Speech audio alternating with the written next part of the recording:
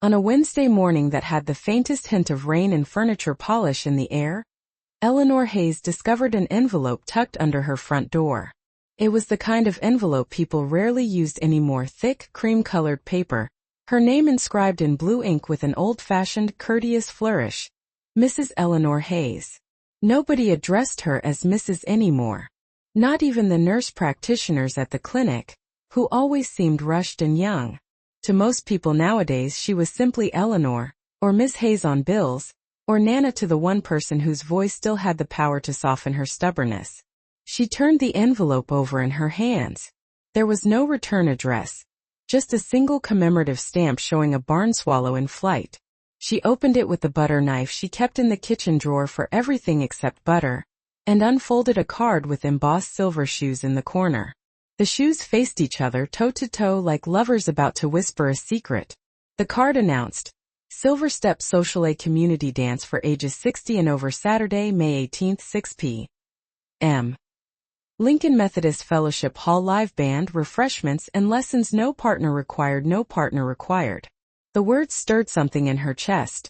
In a place where she had spent decades carefully storing away fragile moments she refused to acknowledge as regret. She could see her reflection shimmering on the kettle's stainless steel surface as it began to whistle. Eleanor switched off the stove and moved the card to the far side of the table, as if putting distance between herself and the ache of possibility. Her grandson David would get a kick out of this. He was constantly encouraging her to try new things. New knitting patterns, new recipes, new apps. As if the world were a sweater with a loose thread that he was determined to unravel until it transformed into something different.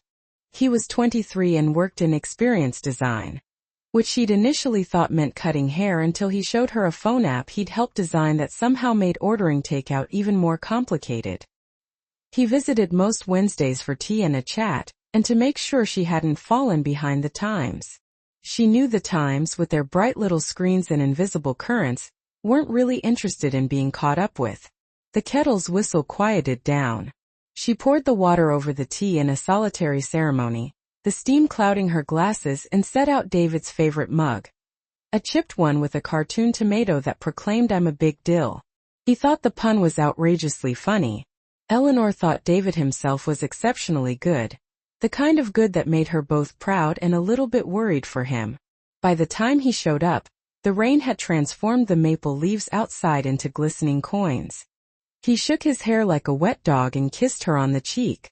"You always smell like cinnamon," he observed, as if it were an inherent property of the house, not the spice shaker she used with obsessive frugality. She slid the card toward him with a fingertip. This came. He read it, then read it again, a little slower this time.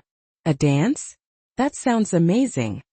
It sounds like a broken hip waiting to happen." He grinned. "They teach the steps. No partner required."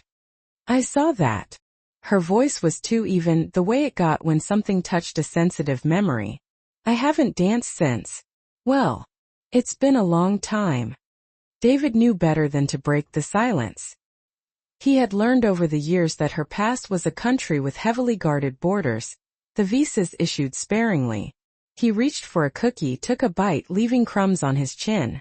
"We could go together," he suggested, meaning I could walk you in, I could sit in the back, I could be your safety net. He had always been the kind of kid who carried his own flashlight into dark rooms. "It's for ages 60 and over," she pointed out. "I can be your driver.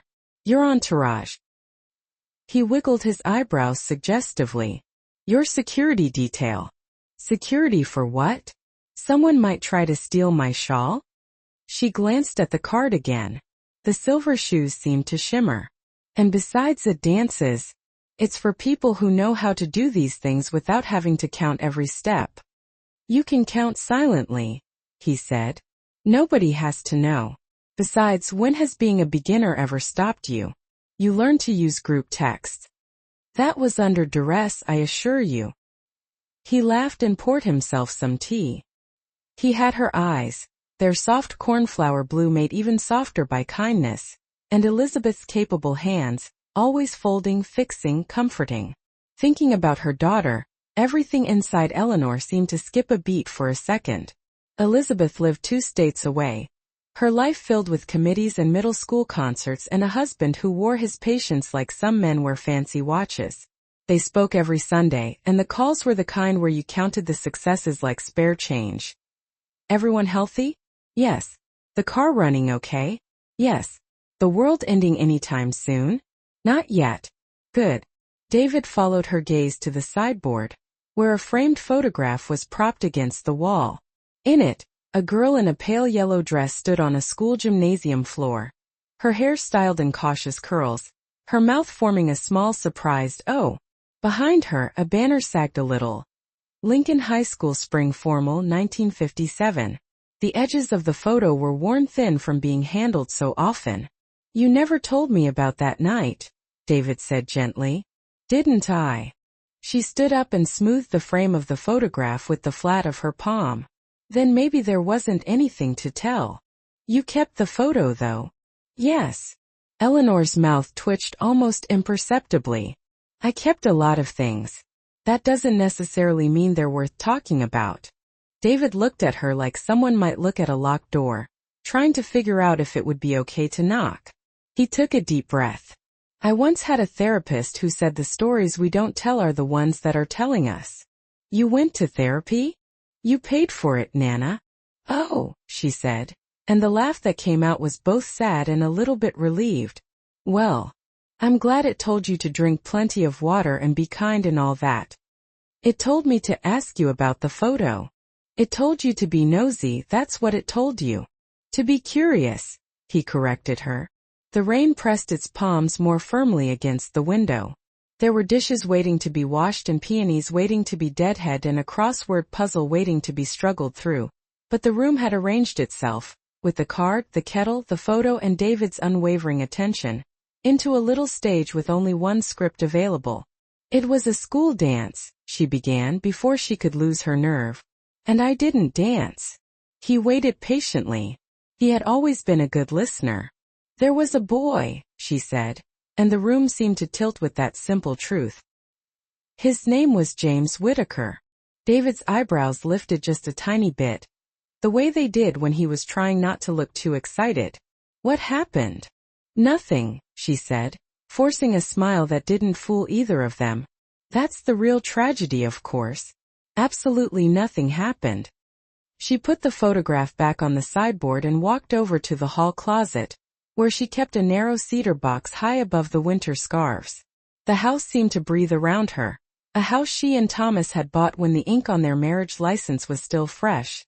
The floorboards knew all their steps, the windows knew all the seasons.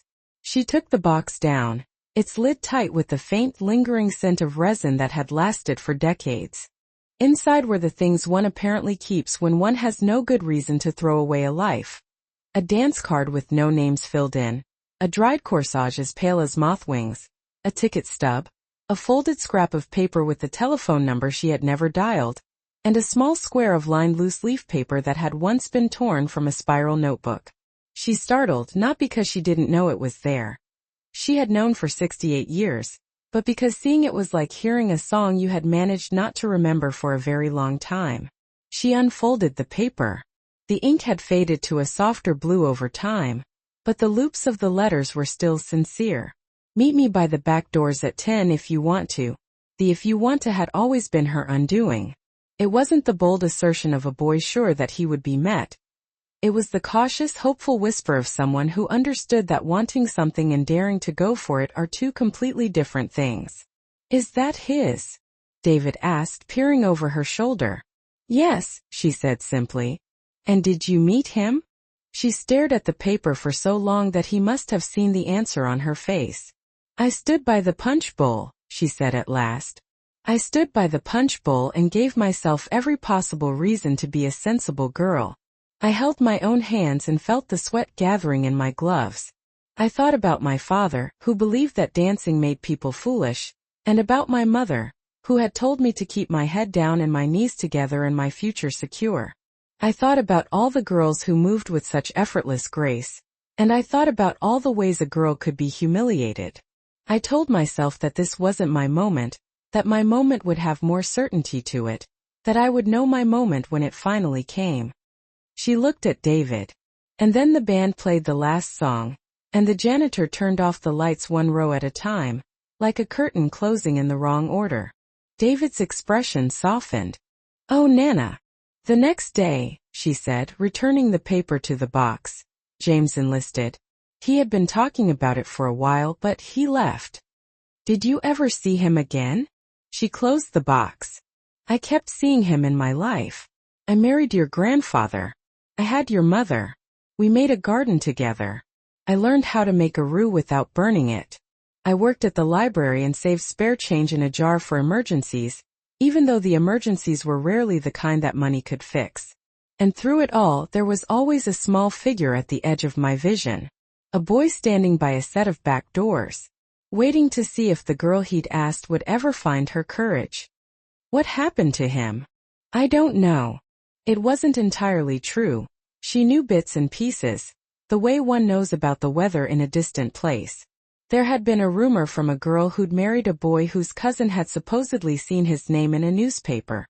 There had been a story about Texas and another one about Colorado. There had even been a whisper about a plane crash.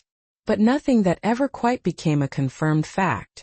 David sat back, the mug warming his hands. "We could look him up online." "I'm not sure I want to." "Why not?" "Because some things are better when they remain a mystery." Unanswered questions lingering in the air. He didn't say anything for a moment. Outside, the maple leaves glistened with raindrops. Somewhere in the neighborhood, a dog barked once and then seemed to change its mind. When David spoke again, it was with the gentle confidence he often used when he was about to recommend something that he thought might be good for her. "Maybe the dance isn't really about the dancing itself. Then what else could it be about? Maybe it's about deciding what you want to do with the unanswered question, how you want to approach it." She laughed then, but it wasn't dismissive. She set the cedar box on the table and touched the card again. "No partner required." She could almost hear the dry rustling of paper as the years turned like pages in a book. "Does Lincoln Methodist still have that fellowship hall?" she asked. "Yep. We had a chess tournament there in 7th grade. It always smelled like lemon oil and coffee." "It always has," she said, and there was a subtle traitorous lilt of anticipation in her voice. "Lemon oil and coffee. Brass folding chairs. The way the walls seem to echo when a lot of people are nervous together." Eleanor realized with a sudden flash of astonishment that she knew, down to the minute, how far Lincoln Methodist was if you took Pine Street to 7th and didn't get stuck at the light on Crawford. David was already pulling out his phone. "We'll RSVP." "There's no RSVP." "Then we'll get there early. Check things out. I'll sit somewhere you can see me if you want." He looked up, the screen's glow casting a small ethereal shape in his pupil. "Do you want me to?" Eleanor thought of the words on that scrap of paper. If you want to. There was always that clause hidden like a rabbit in the bushes. Wanting something had never been the problem. She had wanted things her whole life. It was the two that trembled in her bones, the narrow bridge between desire and action. She sat up straight in the chair her late husband had jokingly called the judge, because sitting in it always made a person's posture betray their flaws. "Yes," she said. The word landed with a solid weight. "I want to." David smiled as if she had agreed to much more than just a dance. He took the card and slipped it into his pocket like a promise they could cash in on Saturday. "We'll stop by the thrift store later and get you some shoes with a little bit of slip to them." "I already have shoes." "Shoes that are practically glued to the floor with your dignity," he said, with good-natured exasperation. "Come on, Nana. We'll get you the kind with magic bottoms." "There's no such thing as a magic bottom on a shoe." "Yes, there is," he insisted. "They call them suede soles." "Suede isn't magic.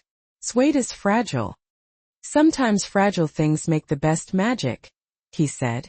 And only later would Eleanor realize that this was one of those sentences that people remember long after the moment has passed. They did the dishes together and talked about current events in the careful way of people who understand that their hearts can only bear so much sorrow at any given time. After David left, the house seemed to sigh and settle back into its usual quiet. Eleanor took the cedar box to her bedroom and placed it carefully on the quilt. The bedspread was blue with a white stitch that looked like tiny roads stretching across a map. She opened the box one more time, as if seeing the contents again might somehow reveal a kinder, gentler version of the past.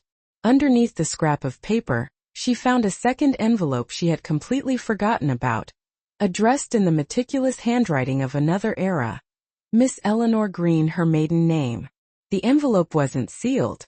Inside was a single photograph, the edges uneven like ripples on water.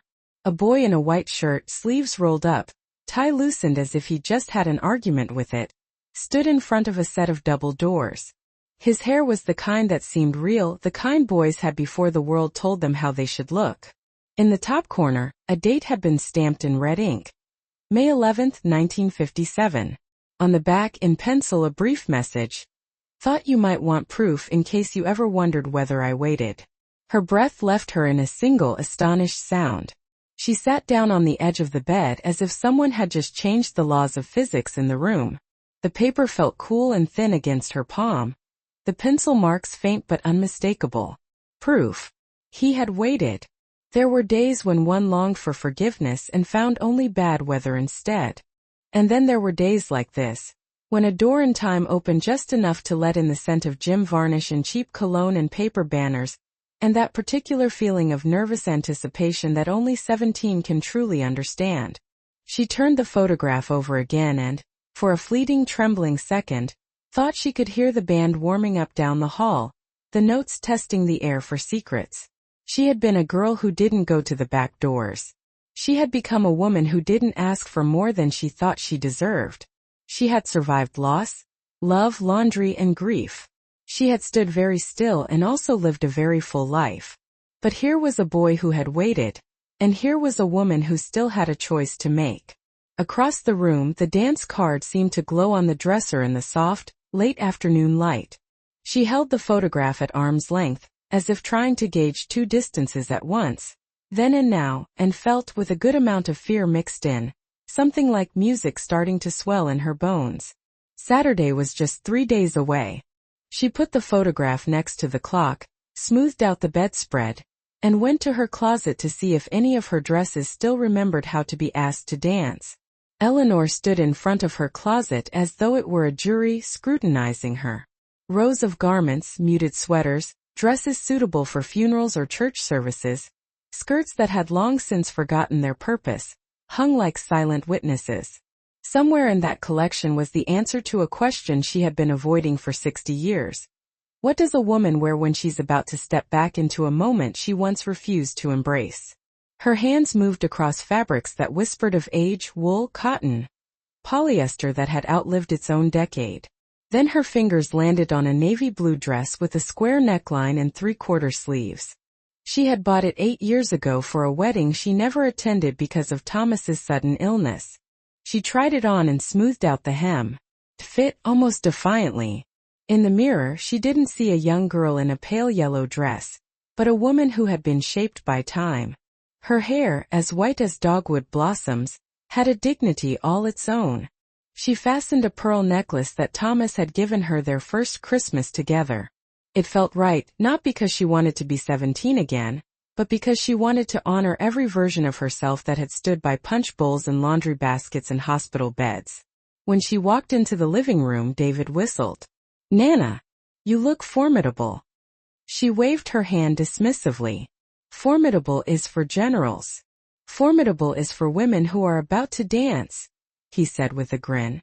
The fellowship hall at Lincoln Methodist smelled exactly as she remembered it. Lemon oil, wax floors, and the aroma of burnt coffee. But now, instead of teenage giggles and a jittery band, there were folding chairs arranged around the edges, tables set up with bowls of pretzels, and a banner that proclaimed, "Silver Step Social. Dance like you're still living." The band was warming up. An upright bass, a trumpet, a piano, and a drum kit that looked older than some of the people who would be dancing. People began to trickle in, gray hair and laughter filling the air, along with walking canes and sequined shoes. Some came in pairs, some in small groups, and some came alone. Eleanor hesitated at the doorway until David gently nudged her forward. "You belong here," he whispered in her ear. She took a deep breath and walked in. A woman in a red shawl waved her over and introduced herself as Maggie Lee, though Eleanor recognized her instantly. Maggie, her best friend from high school, now 78 years old. Her hair dyed a vibrant auburn. Time hadn't diminished her. It had sharpened her like a good whiskey. "Well, if it isn't Eleanor Green," Maggie said, using her maiden name with a mischievous grin. "You actually came." "I guess I did." "It's about time," Maggie teased her. "You missed one hell of a prom." Eleanor laughed, although her stomach felt a little tight. The band started playing a slow foxtrot. She felt the pull of memory like a gentle tide. As the music filled the room, Eleanor took a seat, content to simply watch for a while. But halfway through the first song, a tall man approached her. His back was slightly stooped, his hair silver, but his eyes were remarkably clear, a striking shade of hazel green. "Would you care to dance?" he asked. Her pulse skipped a beat. For one wild fleeting moment she thought, impossibly ridiculously, that it could be James Whittaker stepping out of the past. But no, James would be her age now if he was even still alive. This man was unfamiliar, though his expression held the same kind of gentle kindness that she remembered from the boy's note so many years ago. "I haven't danced in decades," she said, feeling suddenly nervous. "Then we'll be even," he replied with a smile, extending his hand toward her. Eleanor took his hand and stood up. Her shoes, sensible suede soles just as David had insisted, slid smoothly against the polished floor. The stranger's hand was warm and steady. They moved awkwardly at first, like two old clocks trying to find the same rhythm, but then the music lifted them into something that resembled grace. For the length of that one song, Eleanor wasn't thinking about what she had missed out on. She was focused on what she was doing. Dancing. Right now. When the song came to an end, he bowed slightly. "My name is Samuel," he said politely. "Eleanor," she replied, returning the smile. "I hope this isn't our only dance," he said, and then he disappeared back into the crowd. She stood there for a moment breathless, the echo of his words colliding with another echo from 60 years ago. "Meet me by the back doors at 10 if you want to." That night, after David dropped her off at home, Eleanor placed the photograph of James beside the lamp on her nightstand. Samuel's hand still seemed to linger like a ghost against her palm. She closed her eyes and the past came rushing back in fragments. The yellow dress, the banner hanging in the gym, the punch bowl, the folded note tucked into her glove. She saw herself at 17, standing still while the world spun around her. And she saw James standing by the back doors, waiting patiently. She imagined him looking at his watch, shifting his weight from one foot to the other, finally turning and walking away. But now she also saw Samuel, patient and kind, asking her to dance without knowing anything about her story. A stranger who might become something more than just that, or who might simply be a lesson that was delivered a little late but not too late. The line between then and now seemed to blur and fade. Eleanor realized that regret wasn't a closed book. It was more like a draft, just waiting for her to make some edits. She couldn't change the past, but maybe, just maybe, she could change the way the story ended. For the first time in many years, she felt a faint tremor of anticipation for what the next day might bring. On Thursday afternoon, Eleanor found herself standing in a half-empty dance studio that smelled faintly of chalk dust and floor polish. Maggie had called her promptly at 9 o'clock that morning, her voice as bright as a freshly polished bell. "There's a beginner's lesson at the community center at 2 o'clock. I'm coming by to pick you up at 1:30 sharp. And I'm not taking no for an answer." Now, standing in front of a wall of mirrors, Eleanor watched her own reflection multiply. A dozen versions of herself wearing a navy blue cardigan, and those suede-soled shoes that David had jokingly insisted were magic. Maggie, wrapped in her red shawl like a battle flag at half-mast, squeezed Eleanor's arm reassuringly. "We'll do it together. Slow, slow, quick, quick." The instructor, a compact woman with gray hair pulled back into a tight, disciplined bun, clapped her hands twice to get everyone's attention. "All right, everyone, today we're learning the foxtrot. Think of it like walking with opinions. Gentlemen or leaders start with the left foot. Followers start with the right. We're going to be kind to our knees and absolutely cruel to our fears. Eleanor laughed before she could stop herself. Cruel to our fears. She placed her hand where the teacher directed and felt both silly and brave at the same time. The music flowed from a battered old speaker, strings, a steady drumbeat, and a crooning voice that seemed to know everything about second chances, and she started to move. Not gracefully, not perfectly, but undeniably forward. Keep your head up, dear, Maggie whispered in her ear. If you look down at your feet, you'll just end up arguing with them. By the third song, Eleanor found a little pocket of rhythm that she could settle into. By the fourth song, her shoulders had dropped from their defensive position up around her ears. And by the fifth song she realized something rather surprising. She was actually having fun. The mirrors seemed to soften the light. The room, full of tentative strangers, began to feel like a conspiracy of the willing. During a short break, the door opened and a latecomer stepped in with an apologetic smile. It was Samuel. His sports coat looked far too elegant for the scuffed-up room, and his eyes, those hazel-green eyes, found Eleanor's across the room with a warmth that made her feel like she was being recognized in a foreign city. "Well, well," Maggie said to Eleanor in a low voice, "looks like you have an admirer." "Don't be ridiculous," Eleanor murmured back, but her pulse was definitely agreeing with Maggie's assessment. Samuel raised a hand in greeting. The instructor paired them together for the next dance. His hand in hers felt steady again, and perhaps even a little more confident than it had been at the dance. He counted the steps softly, his breath warm against her temple. "Slow, slow. Quick, quick. There you go." When the song ended, he didn't immediately let go of her hand. "They're having a waltz next Saturday at the VFW Hall," he said, his words carefully casual, a question hidden just beneath the surface. "I haven't waltzed in a very long time," she replied, her voice a little breathless. "Time is a circle in a good waltz," he said with a wry smile. "Will you come?" "I'll think about it," Eleanor said, surprised to feel her words tilting almost imperceptibly toward yes. As they left the community center, Maggie looped her arm through Eleanor's. "He's kind," Maggie said. "And you deserve kind." "I had kind," Eleanor responded, thinking back to Thomas. "But kindness can happen more than once," Maggie countered, adding, "Let's grab some coffee. There's something I've been meaning to tell you." They settled into a booth at Hallie's Diner, a place where the coffee came in those substantial white mugs and the waitress called everyone Han, with an accent that made the word sound almost solid. The rain had moved on, replaced by a weak, watery sun that made everything look like it had been washed clean and set back where it belonged. Maggie stirred sugar into her coffee, like she was practicing something. "Do you remember the night of the spring formal?" she asked.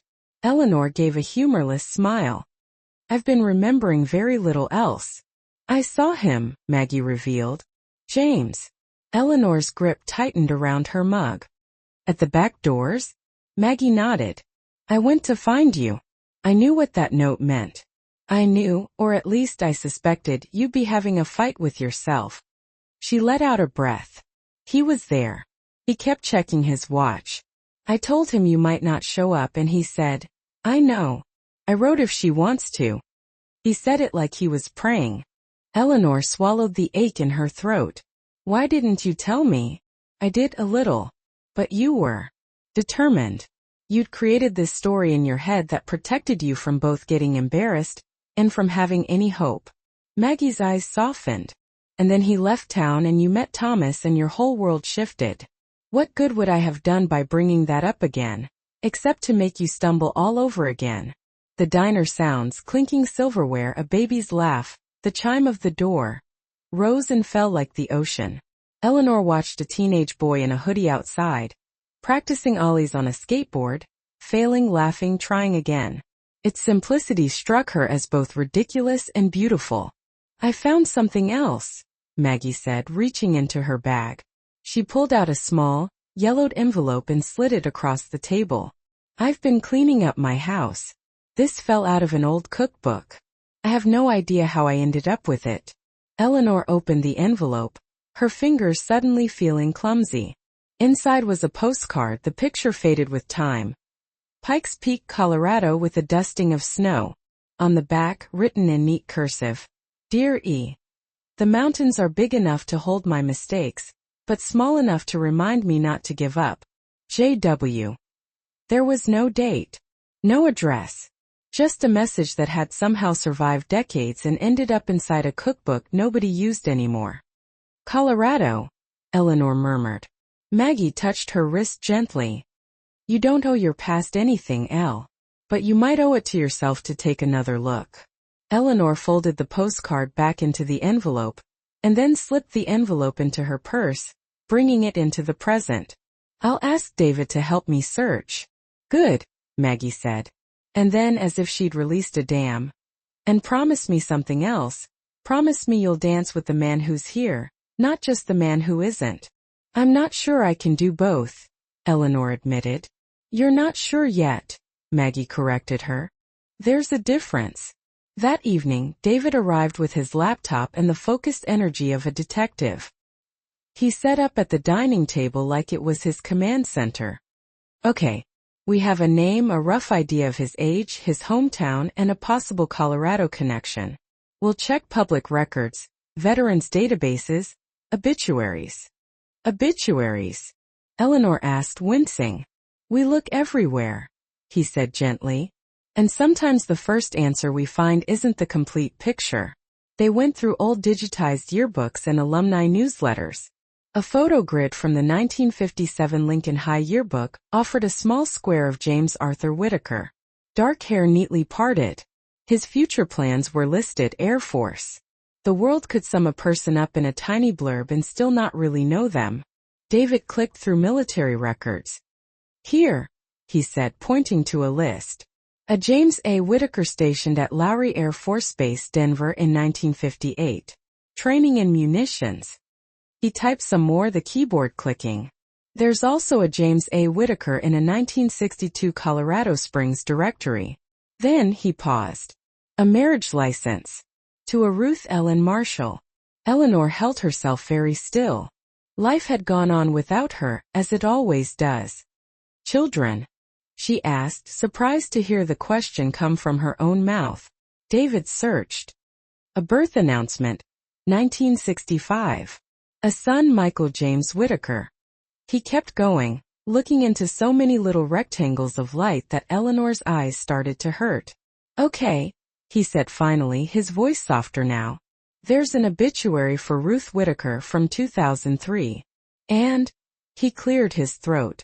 A community news story from 2019 about a retired avionics engineer named James Whitaker volunteering at a veterans museum in, he zoomed in, Pueblo, Colorado. Alive, Eleanor whispered, as if speaking too loudly might break the spell. Looks like it, David confirmed. His face was like an open window, letting in a fresh breeze. Do you want to write to him? Eleanor stared at the laptop, at all the doors it offered and the one back door it had opened again after all these years. I want to be careful. We can be careful, David assured her. We can be kind.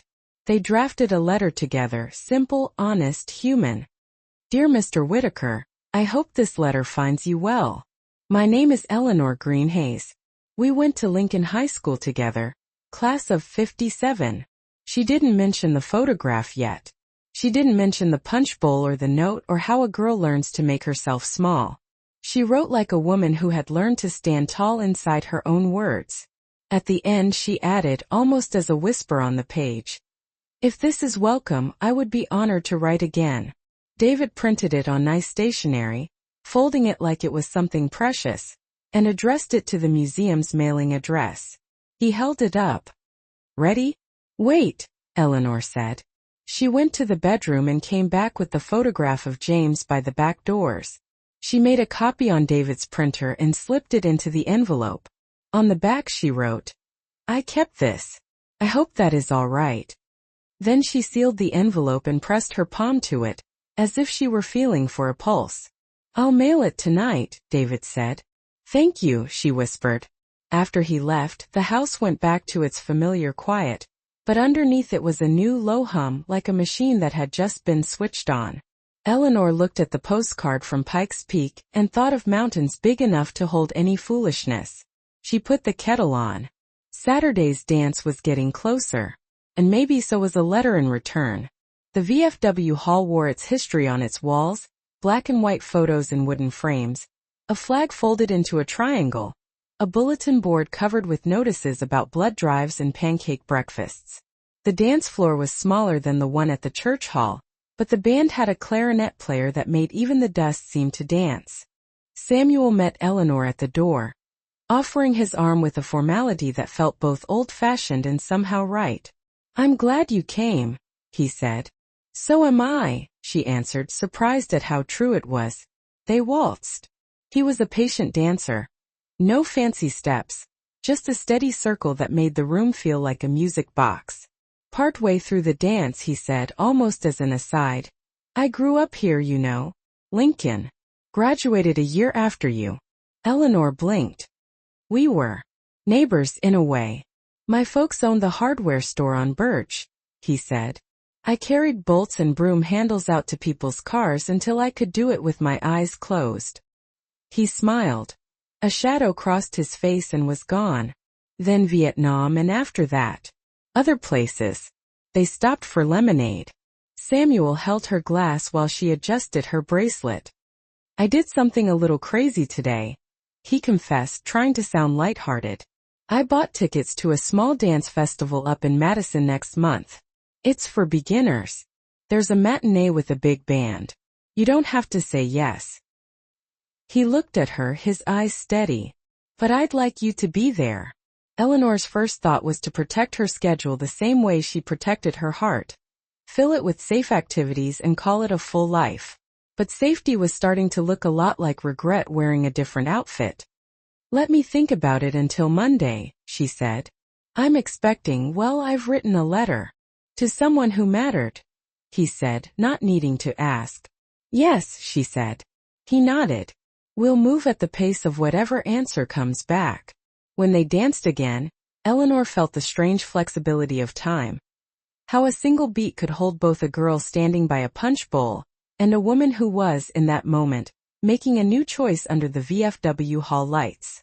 She caught Maggie's eye across the room. Maggie gave her a small, triumphant nod. On Monday morning, Eleanor found the envelope tucked between the flyers and pharmacy circulars. A cream-colored envelope with her name written in handwriting that wasn't as neat as the note on the back of the photograph, but somehow still the same handwriting, changed by time. She carried it inside as if it might break. She didn't open it right away. She made tea. She sat at the table where she had paid bills and signed permission slips and written sympathy cards. Finally, using the butter knife that she used to open her mail, she slit the envelope open. The paper inside shook in her hand. Whether from age or from anticipation, she couldn't tell. She began to read. "Dear Eleanor, your letter reached a man who wasn't expecting it, and who is still not sure he deserves it. Yes, I remember you. I remember the yellow dress and the banner and the punch that tasted like melted snow. I remember writing a note that gave you an out, because I've always been better at leaving doors open than walking through them. I waited by the back doors until the custodian asked me if I'd lost something. I told him yes, and he said, 'Son, we all do.' And then he turned off the lights. I joined the Air Force thinking that moving fast would keep me from standing still in the wrong places. I moved to Colorado because the sky there felt like a second chance you could breathe. I married Ruth. We had a son, Michael, who is a better man than I taught him to be. Ruth passed away 18 years ago. I've made a life out of small decent things, fixing radios, answering the phone at the museum, showing kids how to handle history carefully. But I kept that night the way you might keep a stone in your pocket, a weight that helps you measure where you are. The photograph you sent. I had forgotten asking my friend Eddie to take it with his brownie camera. I wanted proof that I'd waited just in case anyone you ever wondered. I can't say I wasn't disappointed when you didn't come, but I can say this. Sometimes mercy looks like the life you got instead of the one you thought you needed. If you would like to write again, I would be very glad. If not, please accept this old man's thanks for the kindness of being remembered. With respect, James Whittaker." Eleanor read it twice, then 3 times. There were tears, but they weren't the hopeless kind. They were the kind that watered a field that had been empty for too long. She set the letter down next to the photograph and felt, with surprising clarity, that the story she'd told herself for 68 years had just acquired a new chapter heading. After the reply, her phone buzzed. "David. Mail come?" She wrote back. "Yes. He remembers. He's kind." Another message. "Are you okay?" She looked at the cream-colored envelope, at the steady handwriting and fading ink. "I think I'm more than okay," she typed. "I think I'm ready to dance next month in Madison." Before she could change her mind, she called Samuel. When he answered, she heard radio static and then his voice, warm with surprise. "Eleanor? I've been thinking," she said, marveling at how light her voice sounded. "I'd like to go to that festival in Madison, if the offer still stands." "It does," he said so quickly that she laughed. "It very much does." "Good," she said, and glanced at the letter again. "And I'm going to write to an old friend tonight.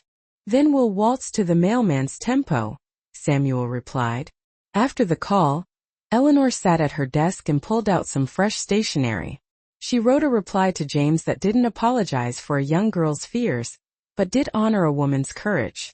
She told him about the Silver Steps social, about a grandson who had rescued her from the past and brought her gently into the present, about a friend in a red shawl who still believed that doors were meant to be walked through. She told him about the suede-soled shoes that weren't magic but felt like they were. She ended with, "If you would like, perhaps we might speak on the phone sometime. I would like to hear how the sky sounds in Colorado." She sealed it and smoothed the flap. The kettle started to whistle. Outside, the maple leaves rustled in a light breeze. Inside, the house felt like it had been rearranged while she wasn't looking. Same furniture, new view. Saturday was 5 days away. Madison was a month away. Colorado was a possibility. Eleanor turned on the radio. The announcer's voice faded, replaced by a slow waltz, and in her small kitchen, between a chair she called the judge and a table that had heard every kind of conversation, she allowed herself to turn. Slow, slow. Quick, quick. She didn't count out loud. She didn't need to. The letter from James sat on Eleanor's table like a second heartbeat. She had written her reply, mailed it, and spent 3 days pacing her house as if the walls themselves might tell her whether her letter had made it safely to Colorado. On the 4th evening, the phone rang. Not her cell phone that David had insisted she keep in her purse, but the landline, its old-fashioned brass bell chime so startling that she almost dropped her knitting. "Mrs. Hayes?" A male voice said, cautious but friendly. "This is James Whittaker. From Lincoln. From a long time ago." Her breath caught in her throat. "James." Silence hung in the air, fragile as glass. Then they both laughed at the same time, an awkward, sweet sound that broke the tension. "I wasn't sure if calling was too forward," James admitted. "But after your letter, I thought, why wait any longer than we already have?" They talked for an hour.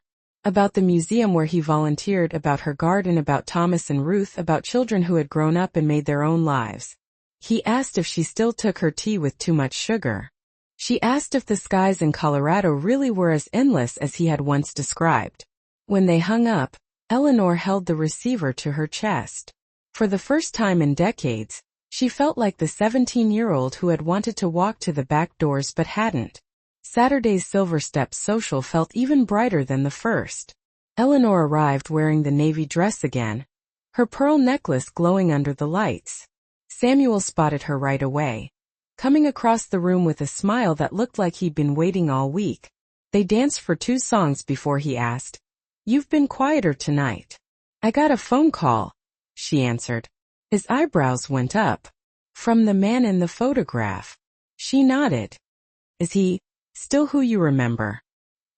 "He's someone I'm getting to know now," she answered carefully. "Not the boy I missed, but the man who waited anyway." Samuel looked at her steadily. "Do you think there's room for more than one story in your heart?" She thought of Thomas's quiet kindness, of James's note, of Samuel's hand guiding hers across the dance floor. "I think hearts are bigger than we give them credit for." He smiled, not hurt but understanding. "Then can I ask my question plainly? Would you like to see where this goes with me?" Eleanor's answer came out a little shaky but clear. Yes. I would like that. The music swelled, and she let herself lean into the reality of the present, even as the past hummed softly in the background. 2 days later, another envelope arrived from Colorado. Inside was a new postcard, this one showing a wide-open blue sky above a canyon. On the back, James had written, "Dear Eleanor, speaking with you was like finding an old song in a new key. I would very much like to see you, but I don't want to assume anything. Would you ever consider visiting Colorado?" Eleanor stared at the question. Colorado. The mountains big enough to hold any mistake. The air that had carried all his years. She showed the postcard to David, who nearly bounced with excitement. "Nana, you have to go. I'll even come with you. We'll make it a trip." But Eleanor hesitated. Colorado meant possibility. Colorado meant risk. And yet, wasn't regret the biggest risk of all? She placed the postcard next to the photograph of James by the back doors. 2 pieces of proof that he had waited then and that he was still waiting now. At Hallie's diner, Maggie leaned across the booth, her red shawl slipping off one shoulder. "I need to tell you something I never told you," she started. Eleanor braced herself. "The night of the spring formal, James asked me to dance after he realized you weren't coming. Just one dance. He was polite, distant. But I think he wanted to feel less alone. And I agreed because I wanted to feel less invisible." Eleanor took it in silently. She didn't feel jealous. Instead, she felt a strange sense of relief, knowing that James hadn't just stood frozen at the doors all night. "You didn't betray me, Maggie," Eleanor said softly. "We were kids. We were all just trying to get through being 17. Maggie's eyes shone.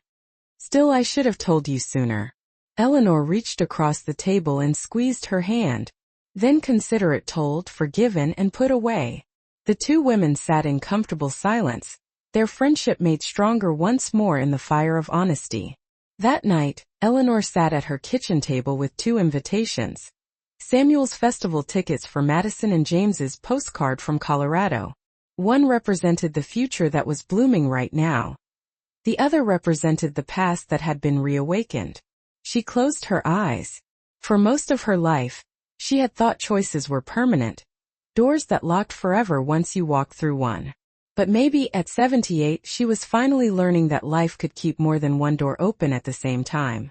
She wrote 2 letters, one to James saying that she would like to visit Colorado, and one to Samuel, confirming that she would go to Madison. She wasn't choosing between them. She was choosing for herself. Choosing to walk through the doors instead of standing by the punch bowl. As she sealed the envelopes, Eleanor whispered to the empty room, "At last, I am going." And for the first time in decades, she felt the girl in the yellow dress smiling back at her. The drive to Madison wound through farmland like a ribbon that had been carefully ironed. Samuel's sedan smelled faintly of citrus and upholstery cleaner. Eleanor's navy dress hung in a garment bag on the hook behind her. In the glove compartment, 2 paper tickets waited like polite promises. They arrived at a simple civic auditorium where a banner read, "Lakeview Dance Weekender." Inside, the lobby echoed with the sounds of strangers practicing box steps and laughing at themselves. Eleanor's stomach did its familiar trick, folding itself into neat little squares of caution, but the weight didn't win this time. Not tonight. Samuel offered her his arm. "Shall we?" They found their seats for the matinee. The band started tuning up. The curtain of the bandstand moved in the air conditioning. On stage, a woman in a satin dress tapped the microphone. "We'll start with the waltz." Samuel stood up and held out his hand. "May I?" They moved onto the floor. The first measure was a door. The second a room she'd never entered. The third a view she thought she'd lost forever. 1 2 3 1 2 3. Samuel led with a steady gentleness that allowed her to be brave. She made one mistake, her heel catching on her hem. He steadied her without saying anything, and they kept going. The dance floor a slow constellation of older bodies defying age and all their stories. During the intermission they walked down the hallway lined with posters for small-town events. Fish fries, quilting groups, a community play. Samuel stopped at a bulletin board. That's Jim Doherty, he said, pointing to an old photograph in a frame. Boys with crew cuts loading crates into a truck. He taught me how to sand wood without sanding away all my patience. He laughed. Didn't work. Your patience is exquisite, Eleanor said, surprising herself with the boldness of the statement. He smiled, the kind of smile that reached his eyes. I want to build something that we don't have to sand down later. The evening dance was more relaxed, more fun, swing and foxtrot, a polka that left Eleanor flushed and laughing against the wall, holding onto a paper cup of water. Between songs, a volunteer with a clipboard introduced herself, then looked at their name tags. Samuel. Eleanor. You two dance like you have a good story to tell. Eleanor laughed, a little breathless. We do. And a few revisions, too. Driving back to the hotel, they passed a lake, the moonlight reflecting on its surface like a carelessly tossed scarf. Samuel slowed down. Do you ever think about the math of second chances? He asked softly. How many do we get? As many as we're willing to take, she answered, surprised by how certain she felt. He reached for her hand, not to take it, but to rest it beside his, a quiet connection. Then I'd like to take this one.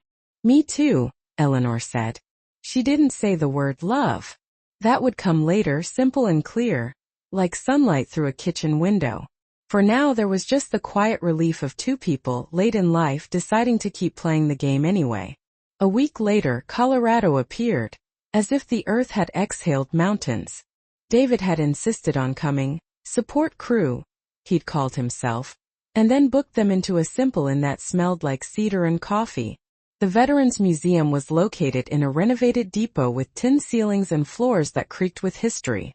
James was waiting just inside the door, his hands clasped, as if he were standing at another threshold. His hair was white and thin. His eyes were the color of prairie grass after a rain. The years had done their work, but they hadn't erased him. Eleanor, he said. James. They didn't hug. They just stood there and let the present do its job, assessing, getting to know each other again, forgiving. He offered her a tour to hide the nervousness. He showed her displays of flight suits and radios, a wall covered with letters sent home. He stopped at one display case.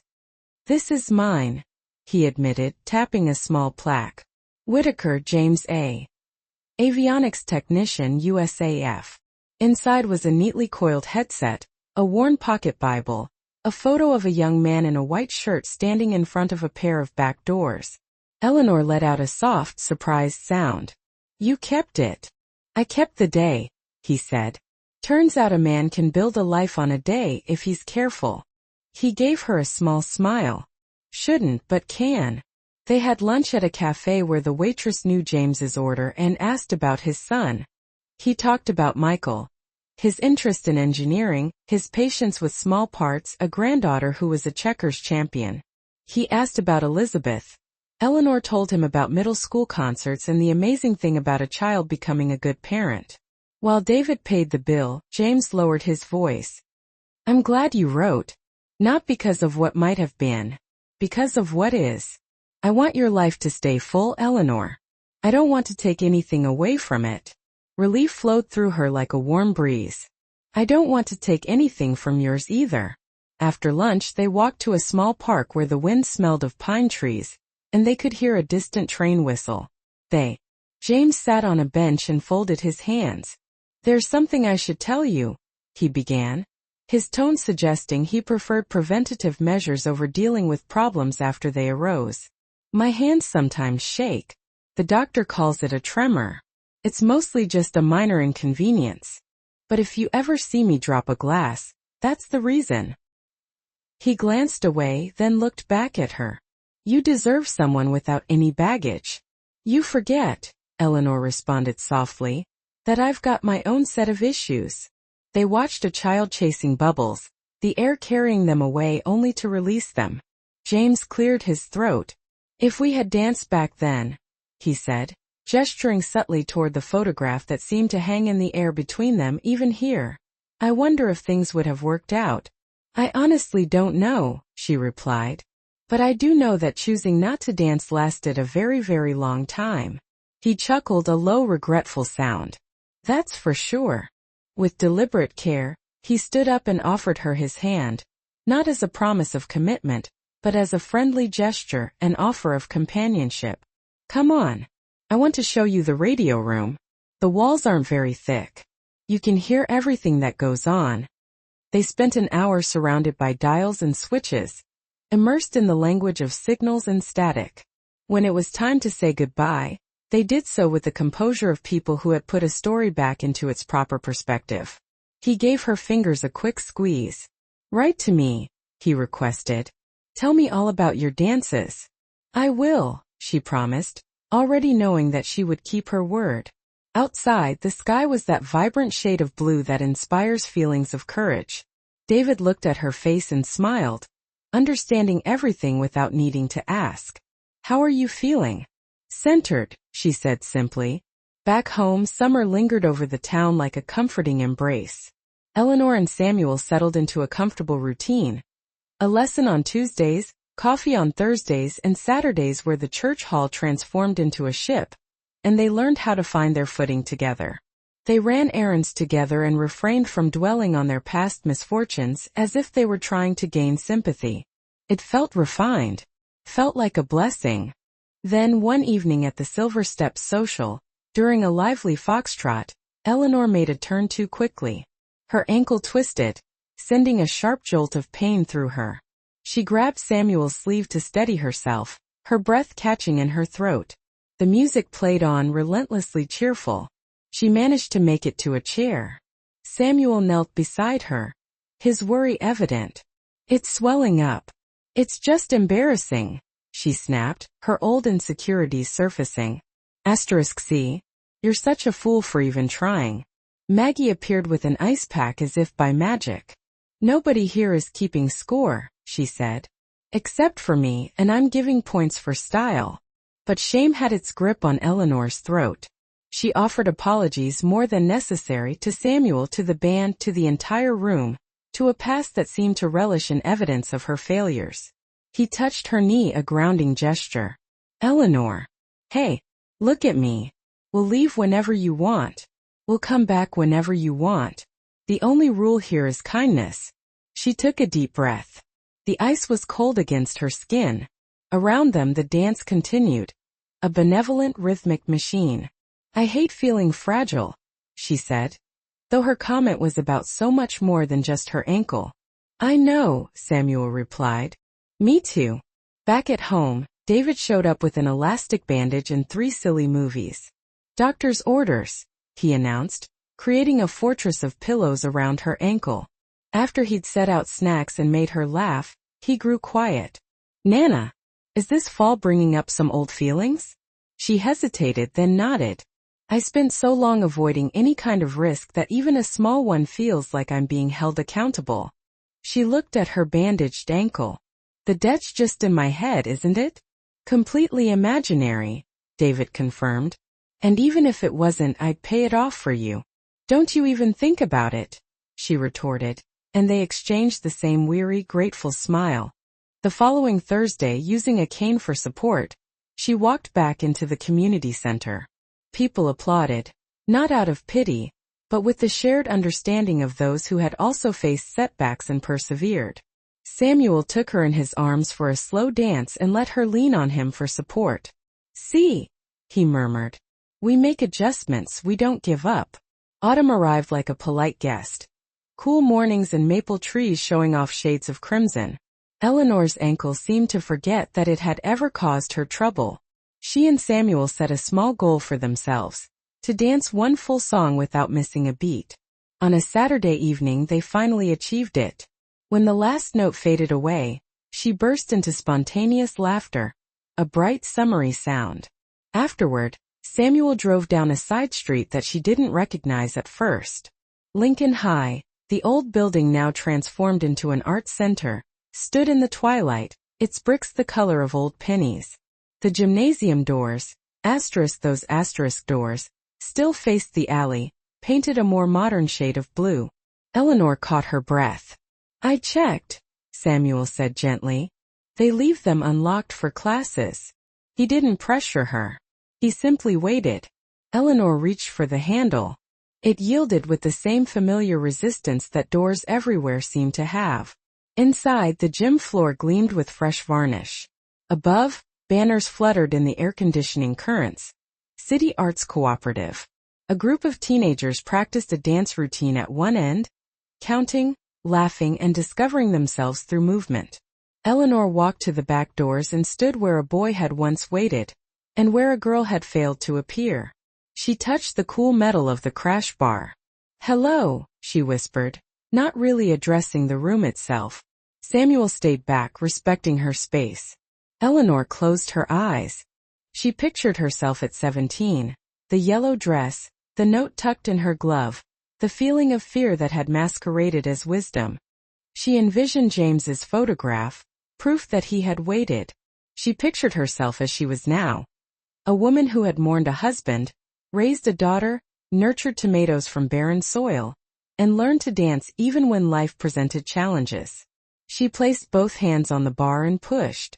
The door opened, revealing a night air carrying the faint scent of freshly cut grass. She stepped outside. There was no music, no band, no janitor turning off the lights.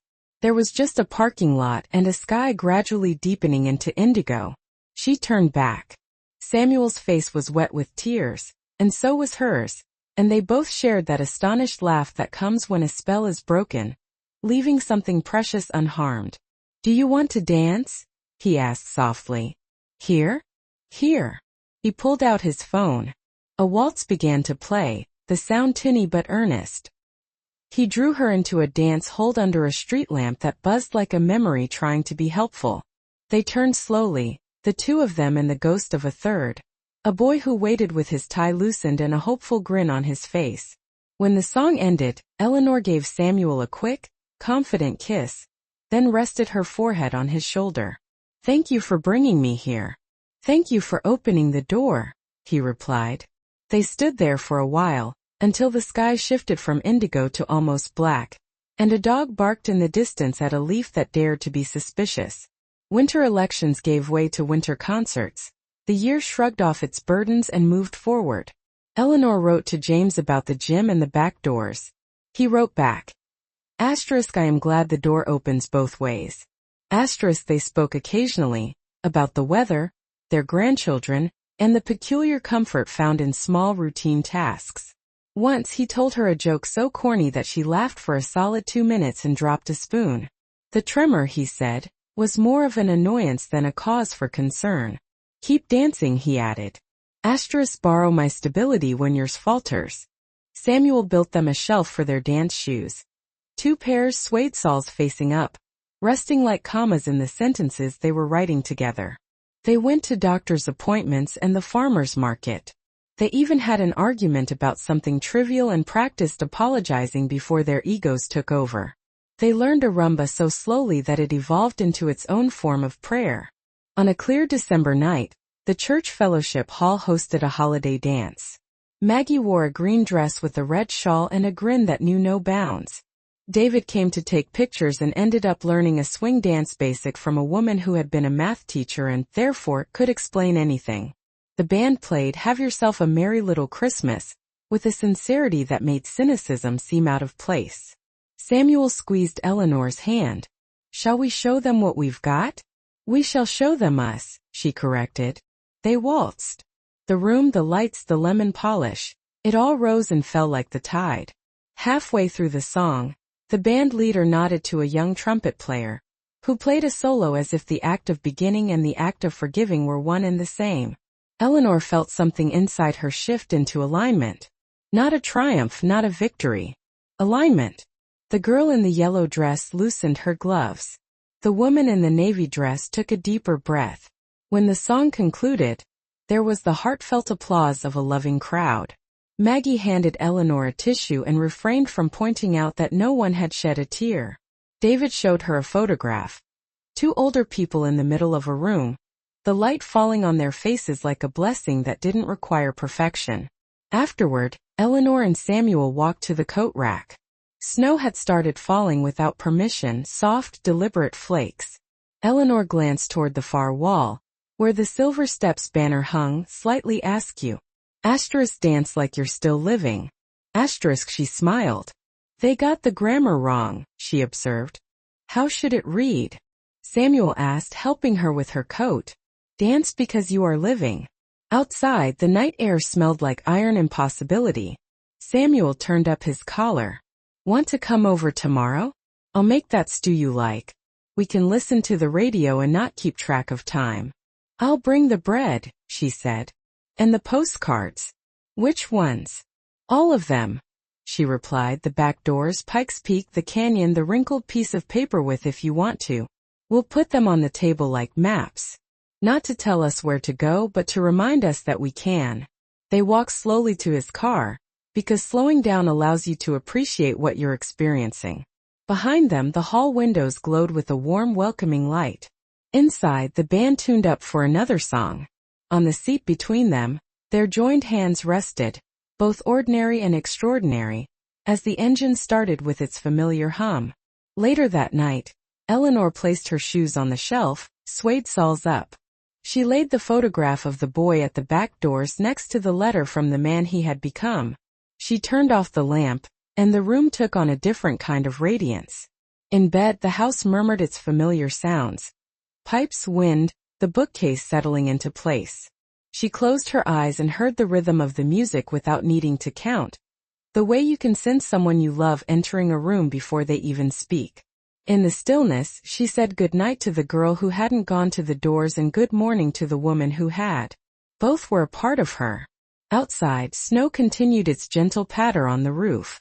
Inside, Eleanor slept the sleep of someone who had finally danced the dance, and who would dance again because she was alive.